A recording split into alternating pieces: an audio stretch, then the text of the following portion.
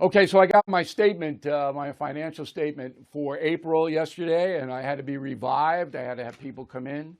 So my whole portfolio dropped a lot. And I told you yesterday I'm not panicking. I'm going to hang tough.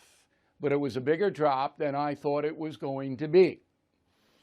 Okay, that's life in the fast lane. I only have 23% of my portfolio in stocks, but my bond holdings went down big. All of this is because of Joe Biden. Now, I'm trying not to be bitter. I told everybody this was going to happen before the election. People didn't care. 80 million Americans didn't care. Now, everyone is suffering.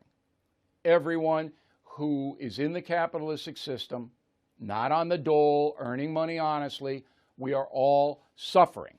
And the Wall Street Journal backs that up today by saying that stocks and bonds are falling in tandem at the fastest pace in decades. That is right on Biden's doorstep. And that's why I believe he's going to be wiped out in November. So the S&P 500 down 13% so far this year. That's a lot. All right, we're 4 months into the year. The U.S. aggregate bond index is down 10%. So you can see there's no safe haven. Now people say, well, what do I do? What do I do? You do nothing. You hold tight. I have stop losses on my stocks. I think 50% of them have been sold already because I did that. All right, and that's okay. The cash that I have, when things begin to stabilize, and I hope they will, then I'll go back and I'll take a look at what bargains there are. But my time frame is 2 years here. I don't know what yours is, but you should have one. In 2 years, I think I'll be back ahead of where I started when Biden was elected. I knew this was going to happen because, again, he doesn't understand economics. You couldn't understand economics and do what he did to the fossil fuel industry in America. You just couldn't understand. Nobody with an understanding of how economics works would ever do that. He doesn't know. I mean, this is frightening.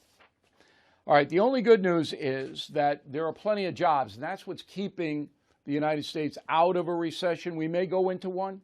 But people, if you want to work, you can and earn a decent wage. The problem is that inflation takes that wage away and puts you in debt because inflation is 10%. Maybe you'll get a 5% raise. Okay.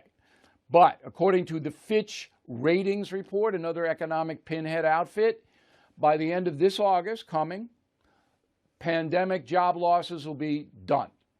So we'll have more jobs than we had when the country shut down under Trump. That's good news. Okay, border arrests. There's another. Biden he's not, I hate to be repetitive. I'm not that kind of guy. He's not smart enough to run this country, and it's not even close. Okay, so now in April, 200,001 arrests at the southern border. I mean, 200,000 human beings.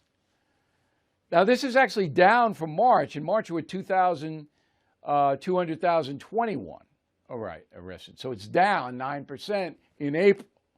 I don't know why, but it's still, in 2 months, it's 425,000 foreign nationals arrested at the border. And you know that another 200,000, 400,000 got in. And a lot of these people who have been arrested got in. They just released them. It's incredible.